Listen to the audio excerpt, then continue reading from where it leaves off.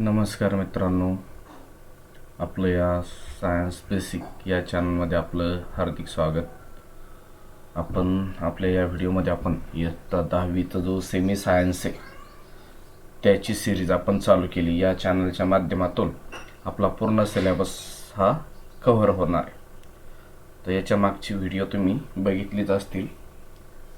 तर आज आपण चॅप्टर नंबर 8 जो बायोटेक्नॉलॉजीशी रिलेटेड आहे तो आपण घेणार. याच्या अगोदर आपण 3 व्हिडिओ या चॅप्टरचे आपण टाकलेत, तर तो बघून घ्या म्हणजे तुम्हाला पुढचा घटक हा समजेल आणि येणाऱ्या परीक्षेमध्ये तुम्हाला याचा निश्चितच फायदा होणार आहे मित्रांनो.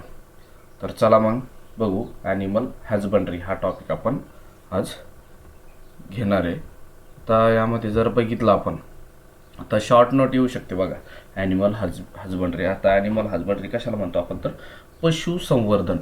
पशूंचं संवर्धन चिरकाल टिकण्यासाठी काय करणं गरजेचं आहे, काही ज्या व्हरायटी जे त्या काय करणं गरजेचं आहे, संवर्धन त्याचं करणं गरजेचं आहे. म्हणून हा एक टॉपिक आहे ॲनिमल हजबंड्री. आता यामध्ये काय सांगितलं आहे, 2 मेन मेथड्स ॲज आर्टिफिशियल. आता कोणत्या 2 मेथड आहे बघा, 2 पद्धती कशाच्या, आर्टिफिशियल इन्सेमिनेशन अँड इन्सेमिनेशन पहिली आणि embryo transfer are use in animal husbandry. It help to improve both the quantity and quality of animal products. तर काय केलं जातं, तर कृत्रिम रेतन केलं जातं बघा, गर्भ प्रत्यारोपण आणि कृत्रिम रोपण ह्या 2 पद्धतीने काय केलं जातं, तर या ॲनिमल हजबंड्रीमध्ये वापरलं जातं. आणि याच्यामुळे काय होतं, इट हेल्प्स इम्प्रूव्ह बोथ. आता कशामध्ये त्याची इम्प्रूव्हमेंट होते बघा, तर क्वांटिटी त्या जनावरांच्या त्या प्राण्यांच्या क्वांटिटीमध्ये आणि क्वालिटी जे प्रोडक्ट आहे त्यांच्यापासून आपल्याला कोणकोणते प्रोडक्ट मिळतात,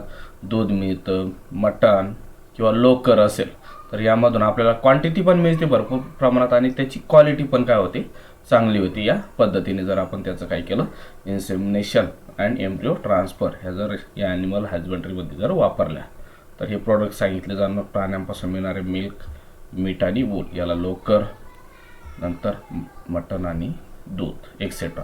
similarly animals with more strength have been develop for hard work. आणि यासारखंच तर प्राण्यांची क्षमता पण वाढू शकतो. जे आपण बैला वगैरे असतील, घोडा असेल, तर आपण त्यांच्याकडून शेतातली कामं करून घेतो किंवा इतर काही कामं करून घेतो, तर त्यांची स्ट्रेंथ पण वाढते बघा, पॉवर. आणि त्याच्यामुळे कशासाठी, तर कष्ट करण्यासाठी त्यांची स्ट्रेंथ पण वाढली जाते. अशा पद्धतीने हा ॲनिमल हजबंड्री हा टॉपिक आहे.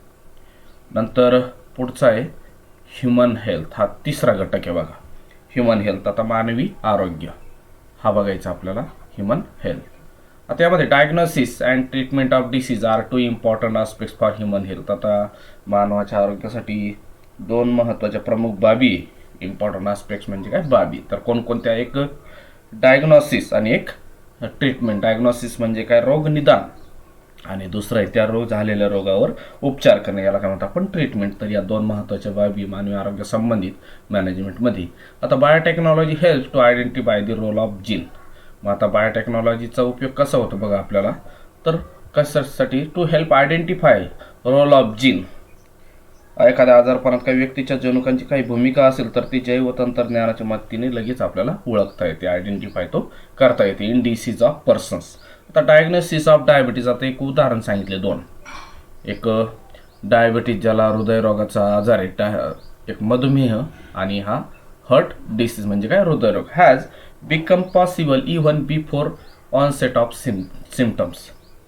तर ही जे 2 आहे, मधुमेह आणि हृदयरोग यासारख्या आजारांची निदान आता जैव तंत्रज्ञानाच्या मदतीने त्या रोगाची लक्षणे दिसण्यापूर्वीच करता येणे शक्य झाले. म्हणजे जरी आपल्याला काही थोडेफार जर लक्षणं दिसल्याची, डायबिटीजचे साखरेचं प्रमाण वाढलं असेल किंवा हृदयासंबंधित काही अडचणी असतील, तर याची लक्षणं तर या जैव तंत्रज्ञानामार्फत आपण काय करू शकतो, तर लक्षणं दिसण्यापूर्वीच आपण त्याचं निदान करू शकतो.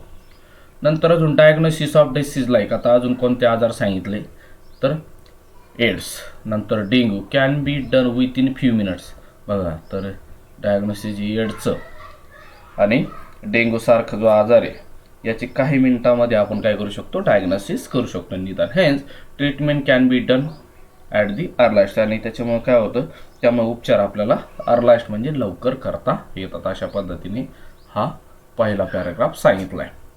नंतर आता दुसरं, various medicines are use for treatment of disease. आता वेगवेगळे प्रकारचे काय वापरतो आपण, डिसीज ट्रीटमेंट करण्यासाठी त्या डिसीजची मेडिसिन वापरत असतो आपण, वेगवेगळे औषधं वापरतो. आता एक्झाम्पल सांगितलं बघा, the hormone insulin is use treatment diabetes. तर डायबिटीजचं उपचार करण्यासाठी काय वापरतो आपण, हार्मोन वापरतो एक्झाम्पल कोणतं, इन्सुलिन नावाचं. Earlier insulin was being collected from pancreas of horses. आणि हे जे इन्सुलिन आहे, हे इन्सुलिनचं इंजेक्शन देतात बघा. तर इन्सुलिन स्रावण्याचं काम कोण करतं, आपल्या शरीरातला पँक्रियाज ग्रंथी. आता हा जो पँक्रियाज जो आहे, तर हे जे इन्सुलिन घेतलं जातं त्या उपचारासाठी, तर ते घोड्यांच्या पँक्रियाजपासून ते इन्सुलिन काढतात बघा. आणि earlier insulin was being collected from pancreas of horses. However nowadays, अगोदर बरं का, आत्ता नाही, तर अगोदर घोड्यांच्या पँक्रियाजपासून ते मिळवलं जायचं. However nowadays due to biotechnology insulin can be prepared with the help of bacteria. आणि आज काय केलं जातं, इन्सुलिन जो आहे तर हा कशाच्या सहाय्याने तयार करतात, तर जीवाणूच्या सहाय्याने तो तयार केला जातो. कशामुळं, तर या बायोटेक्नॉलॉजीमुळे. फॉर दिस पर्पज, यासाठी human insulin gene has been inserted into genome. आणि मग त्या काय केला जातो, तर मानवाचा जो इन्सुलिनचा जीन आहे तो काय केला जातो, त्या जिनोम जो आहे बॅक्टेरियाचा, यामध्ये काय केला जातो, तो इन्सर्ट केला जातो, तो सोडला जातो. आता various vaccines and antibiotics are also produce in this same way. आणि जसं हा इन्सुलिन बनवला जातो बॅक्टेरियाच्या मदतीने, तसंच वेगवेगळे जे लसीकरण येईल वॅक्सिन्स आणि वेगवेगळे जे प्रतिजैविक अँटीबायोटिक्स याला म्हणतो आपण, तर ते पण या अशाच मार्गाने त्या बॅक्टेरियापासून काय केलं जातं, त्या बनवल्या जातात. आता वॅक्सिन अँड वॅक्सिनेशन आपल्याला बघायचं आहे. आता लसी आणि लसीकरण. आता मी सांगितलं बायोटेक्नॉलॉजीने काय बनवतात, वॅक्सिन बनवतात. तर वॅक्सिन इज अँटीजन. आता वॅक्सिनला काय म्हटलंय, तर इट इज अ अँटीजन येतो, प्रतिजन म्हणतो. अँटीजन म्हणजे काय, प्रतिजन. काय, तर containing material given to acquire either permanent or temporary immunity against specific pathogen or disease. तर यामध्ये कोणता घटक समाविष्ट असतो या अँटीजनमध्ये, त्या वॅक्सिनमध्ये, तर एक अँटीजन कंटेनिंग मटेरियल आहे. आणि तो काय करतो, तर आपली इम्युनिटी जी आहे, आपली प्रतिकारशक्ती, इम्युनिटी म्हणजे काय, प्रतिकारशक्ती, ही एक तर कायमस्वरूपी परमनंट किंवा टेम्पररी तात्पुरत्या स्वरूपामध्ये काय करतो, तो वाढवत असतो त्या रोगजंतूला प्रतिरोध करण्यासाठी. आता ट्रॅडिशनली म्हणजे काय, पारंपरिक, traditionally vaccines were prepared with the help of pathogens. सुरुवातीला काय करायचे, तर जुन्या काळापासून आपण बनवत आलो, तर वॅक्सिन कशापासून बनवतो, तर त्या पॅथोजनपासून. Completely or a partially kill pathogen we are use for as vaccines. आता लसीकरणासाठी कोणते पॅथोजन वापरतात ते सांगितलंय. completely or a partially killed pathogens were used as a vaccine. However, due to this, there were chances of contracting the disease in case of some persons. आता बघा त्याच्यामुळे काय होतं हे बघा, तर due to this there were chances of contracting the disease in some persons. Hence as an alternative, scientists try to artificially produce vaccine with the help of biotechnology. मग आता हे जे बॅक्टेरिया आहे किंवा ते किल्ड पॅथोजनपासून आपण जे हे बनवतो बघा औषधं, हे वॅक्सिन्स आपण बनवतो. परंतु त्यासाठी काय होतं त्यामध्ये, तर रोगजंतूंना पूर्णपणे अथवा अर्धमेले करून त्याचा जो वापर लस म्हणून केला जातो. परंतु यातून काही व्यक्तींना संबंधित आजाराची लागणही होण्याची शक्यता असते बघा, बरोबर. त्या आजारापासून परत म्हणजे ते आजाराला कारणीभूत असतात पॅथोजन, आपल्याला माहिती आहे रोगजंतू. परंतु ते जर अर्धमेले करून किंवा मेलेले वापरतात, परंतु कधी कधी एखाद्या व्यक्तीला काय होतं, तो आजार होण्याची शक्यता असते या वॅक्सिनपासून. मग त्यासाठी काय केलं जातं बघा, पुढं सांगितलंय. मग हेन्स त्याच्यामुळे त्याला पर्याय म्हणून शास्त्रज्ञांनी काय केलंय, आर्टिफिशियली प्रोड्यूस वॅक्सिन, मग काय केलंय, कृत्रिमरित्या काय केलंय, लसी तयार करण्यासाठी सुरुवात केली. कशाच्या सहाय्याने, with the help of biotechnology. तर या बायोटेक्नॉलॉजीच्या मदतीने त्यांनी वॅक्सिन बनवायला सुरुवात केली. For this purpose scientist produce antigen. मग यासाठी शास्त्रज्ञांनी काय केलं, अँटीजन तयार केलं. कुठे, इन लॅबोरेटरी. आता with the help of gene isolated from pathogens. आणि मग कशाच्या सहाय्याने, तर तो जीन जो आहे तो कुठून मिळवला, त्या पॅथोजनपासून. And use it as vaccine. आणि त्याचं लस म्हणून काय केला, उपयोग केला. Thus safe vaccines are being produce. आणि मग अशा पद्धतीने ही जी वॅक्सिन आहे ही काय झाली, सेफ आपल्याला, त्यामुळे कोणताही आजार होण्याचा धोका काय झाला, तो कमी झाला. अशा पद्धतीने हा पॅराग्राफ आपण बघितला. आता इथं बघू, नाव proteins which acts as a antigens. आता बघा काही जे प्रोटीन्स आहे ते काय ते काय म्हणणं ॲक्ट्स होतं antigen are injected in pure form instead of injecting killed or a semi killed pathogens. बघा आता proteins which acts as antigen. आता प्रोटीन दिले जातात बघा कशाऐवजी शरीरामध्ये दिले जातात प्युअर फॉर्म्स शुद्ध स्वरूपात कशाऐवजी instead of injecting killed semi killed pathogen. This proteins keep person away from disease. आणि हे जे प्रोटीन्स आहे ते म्हणून अँटीजन म्हणून ॲक्ट्स होतात ते काय तर त्या व्यक्तीला आजारापासून दूर ठेवतात by keeping immune system active. आणि त्यांची जी प्रतिकारशक्ती ती कशी ठेवतात ॲक्टिव्ह ठेवतात क्रियाशील. Thus injecting the antigens is safest way in vaccination. मग त्याच्यामुळे काय झालं इंजेक्टिंग अँटीजन्स हे जे अँटीजन्स हे शरीरात देणे काय झालं जरा व्यवस्थित सुकरतो मार्ग. त्याने कोणत्याही प्रकारचा धोका त्या व्यक्तीला होत नाही. आता vaccines produce with the help of biotechnology are more thermostable. आता हा जो वॅक्सिन्स आपण बनवतो काय बाय युझिंग बायोटेक्नॉलॉजी हा कसा आहे आर मोर थर्मोस्टेबल आहे. आता थर्मोस्टेबल म्हणजे काय म्हणू आपण त्याला तर थर्मो म्हणजे काय म्हणतो आपण टेम्परेचरला. तर याला कसा येतो अतिशय सुरक्षित येतो तपस्थिर म्हणतो आपण त्याला असून त्याची क्षमता जास्त काळ टिकून राहण्याची. आणि काय म्हटलंय तर and remain active longer duration. आणि बराच काळ तो काय राहतो ॲक्टिव्ह असतो. आता वॅक्सिन्स ऑफ पोलिओ आणि हेपॅटिस आता एक्झाम्पल दिले कोणकोणते वॅक्सिन्स हे बनवले जातात या बायोटेक्नॉलॉजीमध्ये. तर पोलिओचा वॅक्सिन आणि हेपॅटिटिसचा वॅक्सिन जो आहे तो यामध्ये तो बनवला जातो. आता हे झालं इंजेक्टिंगचे इंजेक्शन मार्फत आपण देतो. परंतु आता काही एडायबल वॅक्सिन आहे बघा खाद्य लसी खातात बघा या लसी आपल्या तोंडावाटे. आणि त्याला काय केलं जातं तर एडायबल वॅक्सिन्स हा पण येऊ शकतो. वॅक्सिन्स आणि वॅक्सिनेशन बघितलं आता त्यातलं एडायबल वॅक्सिन जे खाण्याची ज्या लसी त्या work on a production of edible vaccine is a progress and presently. तर आता सध्याला काय तर लसीकरण ही तोंडावाटे खाण्यासाठी काय आहेत का त्यावर काय चालू आहे काम चालू आहे आणि प्रोग्रेस त्यामध्ये चांगल्या प्रकारे. आता पोटॅटोचं आता एक उदाहरण सांगितलं जो पोटॅटो आहे बटाटा ज्याला म्हणतो आपण are being produce with the help of biotechnology. आता बटाटा काय करतो आपण बायोटेक्नॉलॉजीने तो तयार करतो. This potatoes are called as transgenic potato. आता बायोटेक्नॉलॉजी मार्फत जो पोटॅटो बनवला आहे त्या पोटॅटो काय म्हटलं ट्रान्सजेनिक पोटॅटो असं त्याला म्हणतात. तर आता पारशीत बटाटे याचा अर्थ ट्रान्सजेनिक म्हणजे काय. आता हा जो आहे this potatoes will act against bacteria. आणि हा जो बायोटेक्नॉलॉजीने बनवलेला जो पोटॅटो आहे तर तो काय आहे तर बॅक्टेरियाला कोणकोणत्या व्हायब्रिओ कॉलरी असेल जो कॉलरा होण्यासाठी कारणीभूत असणार किंवा इस्कॅरिचिया कोली यांना काय तो त्यांच्या विरुद्ध तो काम करतो. आता कन्झप्शन ऑफ दिस रॉ पोटॅटोज. आता याचं जर आपण कच्चा बटाटे जर खाल्ला आपण it generate the immunity against cholera. आणि मग काय होतं कॉलरा विरुद्ध तो प्रतिकारशक्ती निर्माण करतो. And this is called due to E coli. What will happen if this potatoes are cook for consumption. आणि मग काय होईल मग हे जर आपण एक प्रश्न विचारला जनरल काय होईल तर आपल्याला माहिती आहे आपण जर त्याला उष्णता देतो बघा आपण आणि मग ते 100 डिग्रीच्या पुढे गेलं तर हे त्यामध्ये आपण जे तयार केले बघा त्याला प्रतिकार करणारे बायोटेक्नॉलॉजीने तर ते मरतील. त्याच्यामुळे काय तर तो कच्चा खावा लागेल बघा. हा कोणता ट्रान्सजेनिक पोटॅटोज. तर इथं ही आकृती आपल्याला दाखवली ट्रान्सजेनिक पोटॅटोची. तर पहिला isolation of desired gene from human pathogen. तर तो ह्युमन पॅथोजनपासून जीन घेतला आहे. नंतर ट्रान्सजेनिक प्लांट व्हायरस. नंतर virus infects the pieces of potato leaves. नंतर entire plant is develop from the leaf pieces containing genes of human pathogen. आणि consumption of raw potatoes. आणि काय करावं लागतं तो आपल्याला कच्च्या बटाट्याचं सेवन केल्याने त्या रोगजंतूविरुद्ध प्रतिक्षमता निर्माण होतं. कच्चं बटाटा आपल्याला ते खावं लागतं हा ट्रान्सजेनिक पोटॅटोज. नंतर आता पुढचा घटक आहे दुसरा तो आहे रोगोपचार. आता ट्रीटमेंट कशी करतो बघा आपण ट्रीटमेंट यामध्ये कशी केली जाते आपल्याला आता तो घटक बघायचा आहे.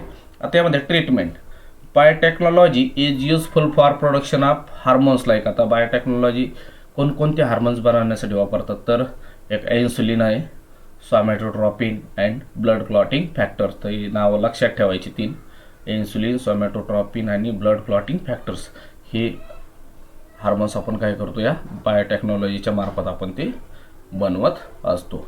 आता नंतर इंटरफेरॉन. आता हे एक लक्षात ठेवा इंटरफेरॉन.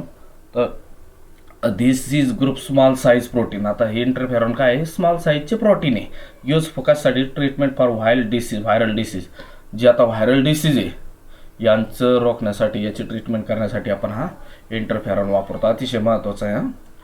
यावेळेस तुम्ही जर स्पर्धा परीक्षेचा जरा विचार केला तर हा इंटरफेरॉनवर बरेचसे प्रश्न विचारले जातात. तर this is group of small size protein molecules use in treatment of viral disease. These are produce in blood. हा जो इंटरफेरॉन आहे तर these are produce in blood. तो कुठं तयार केला जातो, रक्तामध्ये. त्याची निर्मिती रक्तात होते. However nowadays with the help of biotechnology transgenic E coli are use for production of interferon. तर हा जो E coli, transgenic E coli, हा काय केला जातो, इंटरफेरॉन तयार करण्यासाठी तो वापरला जातो हा इंटरफेरॉन. नंतर जीन थेरपी. आता जीन थेरपी जर बघितलं आपण, जनुकीय उपचार, तर gene therapy of treat genetic disorders in some somatic cells. आता सोमॅटिक सेल जे आहे तर मी त्या अगोदरच तुम्हाला सांगितलं, कायिक पेशी ज्याला म्हणतो आपण सोमॅटिक सेल्स, तर has become possible due to biotechnology. आता कशामुळे शक्य झालं हे सर्व, तर या बायोटेक्नॉलॉजी. आता एक्झाम्पल फिनिल किटोनेरिया, आता PKT याला म्हणतो, arises due to genetic changes in hepatocytes liver cells. या आपल्या लिव्हर सेल जे आहे हॅपॅटोसाइट्स, यामध्ये बदल झाल्यामुळे काय झालं आहे, हा आजार झाला आहे कोणता, फिनिलो किटोरिया, ज्याला आपण काय म्हणतो PKT, फिनाइल किटोनोरिया. लक्षात ठेवा, हा विकार यकृतातील पेशीमध्ये जनुकीय दोष निर्माण झाल्यास होतो. आता त्यावेळेस काय केलं जातं, it has become possible to treat it with gene therapy. आणि हे कसा याचा उपचार करणं शक्य आहे, तर या जीन थेरपीने. This method is called as somatic cell gene therapy. आता लक्षात ठेवा, what is somatic cell gene therapy विचारलं गेलं तर या पद्धतीने ती एवढा टॉपिक तुम्हाला लिहावं लागेल. तर जो PKT आहे तर या हा आजार कशामुळे होतो, तर जेनेटिक चेंजेस झाल्यामुळं, कशामध्ये, आपल्या लिव्हर सेलमुळं. आणि मग याची जी ट्रीटमेंट आहे ही कशाने केली जाते, with the help of gene therapy. आणि this method is called as somatic cell gene therapy. All the cell except sperm and ova in body are called as somatic cells. आता बघा, आपल्या शरीरातल्या ज्या सर्व पेशी कोणत्या सोडून, एक स्पर्म सेल सोडून आणि एक दुसरी जी ती ओव्हा सेल सोडून, या सर्व पेशींना काय म्हणतो, शुक्रपेशी आणि अंडपेशी. लक्षात ठेवा, या स्पर्म सेल आणि ओव्हा सेलला, या सोडून सर्व पेशींना काय म्हणतो आपण, सोमॅटिक सेल असं म्हणतो. लक्षात ठेवा, सोमॅटिक सेल्स. नंतर क्लोनिंग. आता क्लोनिंग म्हणजे आपल्याला माहिती आहे, क्लोन जशाच तशी हुबेहूब प्रतिकृती तयार करणे, सजीव तयार करणे. आता क्लोनिंगमध्ये production of replica of any cell or organ or entire organism. आता काय तयार करणे, रेप्लिका तयार करणे, किंवा एखादी पेशी तयार करणे, किंवा अवयव तयार करणे, किंवा सर्व पूर्ण सजीव, entire organism is called as cloning. क्लोनिंगची व्याख्या दिली तर काय, एंटायर ऑर्गॅनिझम किंवा ऑर्गन, सेल आणि रेप्लिका, दीज आर प्रोडक्शन, यालाच काय म्हणतो, इज कॉल्ड ॲज क्लोनिंग. आता रिप्रोडक्टिव्ह क्लोनिंग. आता पहिलं सांगितलंय प्रजननात्मक क्लोनिंग. आता कसं बनवतात, a clone can be produce by fusion. आता कसं तयार करतात, कशाचं फ्युजन केलं जातं, फ्युजन म्हणजे आपण ज्याला काय म्हणतो, एक केंद्रक विरहित श्रीबीज व त्यामध्ये संयोग केला जातो. फ्युजन म्हणजे काय, संयोग. कशाचा संयोग केला जातो, a nucleus of somatic cells, somatic सेलचा न्यूक्लियस, आणि कशावर, with the enucleated ovum of anybody. तर एन्क्युलेटेड ओव्ह्यूल्स म्हटलंय, तर याला एखाद्या शरीरात केंद्रक विरहित स्त्रीबीज व दुसऱ्या शरीरातील काही पेशीचे केंद्रक यांच्या सहयोगाने काय होतो, क्लोन जन्मतो, ovum of anybody. Thus there is no need of sperm. मग त्यासाठी तिथं स्पर्मची गरज नसते. To produce a new organism.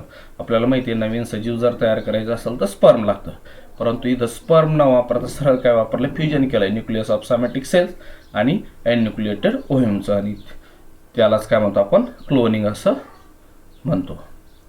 नंतर आता पुढचा जो घटक आहे तो आहे क्लोनिंग, थेरपॅटिक क्लोनिंग. आता थेरपॅटिक क्लोनिंगमध्ये आता जर बघितलं आपण तर एक स्टेम्स थेरपॅटिक क्लोनिंग म्हटलं, उपचारात्मक क्लोनिंग. आता अगोदरचा जो क्लोनिंग बघितला आपण तो कोणता होता, रिप्रोडक्टिव्ह क्लोनिंग. आता यामध्ये रिप्रोडक्टिव्हमध्ये आपण काय स्पर्म वगैरे वापरत नाही, तर सरळ त्या दोन गोष्टी पाठ करून घ्यायच्या, काय वापरलं जातं. आता थेरपॅटिक क्लोनिंगमध्ये तर stem cells can be derived. आता कशापासून बनवले जाते बघा stem cell, from laboratory by union of somatic cells. बघा, तर सोमॅटिक सेल जी तर याचं एकत्रीकरण करून लॅबोरेटरीमध्ये काय बनवलं जातं, तर ही स्टेम सेल्स. आता स्टेम सेल्स आपण बघितले 2 प्रकार त्याचे याच्या अगोदरच. तर स्टेम सेलचे 2 प्रकार कोणते, एक एम्ब्रियॉनिक सेल्स आणि एक दुसरी अडल्ट सेल. आता somatic cell nucleus with the enucleated egg cells various disease can be treated with the help of the stem cells. आणि बरेचसे आजार जे तर ते कशाने ट्रीटेड केले जातात, तर ह्या स्टेम सेल्समध्ये मूलपेशीद्वारे आपण ते ट्रीट करतो. आता similarly to cell gene can be also be clone and millions of copies of same genes can be produce. आता या बायोटेक्नॉलॉजीमध्ये आपण जीन्सचे जे क्लोन बनवतो किंवा मिलियन्स ऑफ कॉपीज लाखो असे त्याच्या प्रती आपण काय करतो, या बनवतो असतो. कशामुळे, या biotechnology. Those can be use for gene therapy. आणि ते कुठं वापरतात, तर जीन थेरपीमध्ये ते वापरतो. अँड अदर पर्पज, आणि दुसऱ्या कारणासाठी पण आपण ते वापरत असतो. आता controlling the inheritance of heredity diseases. आता हेरिडिटी डिसीजेस म्हणजे काय, एका पिढीकडून दुसऱ्या पिढीकडे संक्रमित होणारे जे आजार आहे, आणि याचं जर कंट्रोलिंग करायचं असेल तर कंटिन्युएशन ऑफ जनरेशन, तर enhancing the specific tendency may become possible due to cloning technique. आणि मग त्याच्यामुळं क्लोनिंग टेक्निकमुळं काय झालं आहे, का एका पिढीकडून दुसऱ्या पिढीकडे जे आजार संक्रमित होतात ते जर स्टॉप करायचं असेल तर तिथं आपल्याला काय करावं लागतं, हा क्लोनिंग टेक्निक ही वापरावं लागते, जेणेकरून ती सर्व जे आजार आहे हेरिडिटरी डिसीज ते काय होतात, स्टॉप होतात. However there is world wide opposition to human cloning on various issues. अशा पद्धतीने हा आपण शेवटचा, परंतु अनेक कारणाने मानवी क्लोनिंगला काय होतं, जगभर विरोध झालेला आहे. परंतु हे क्लोनिंग जो आहे तर तो काय ऑपोजिशन झालं आहे बघा ह्युमन क्लोनिंगला. त्यासाठी आपण काय करत नाही, या क्लोनिंग तो तयार केला नाही. अशा पद्धतीने आपण हा पूर्ण घटक आपण यामध्ये बघितला. नंतर पुढचे जे घटक आहे तर ते आपण पुढच्या व्हिडिओमध्ये ते घेणार आहे. तर परीक्षेच्या दृष्टिकोनातून अतिशय व्यवस्थितपणे हा टॉपिक तुमच्या मित्रांनो घेतला जातो आहे. यामध्ये तुम्ही जर बघितलं तर पूर्ण असे शब्द न शब्द यामध्ये तुमचा कव्हर केला जातो आहे. तुम्हाला जर हा व्हिडिओ आवडला असेल तर याला लाईक करा आणि तुमच्या मित्रापर्यंत तो शेअर करा. धन्यवाद.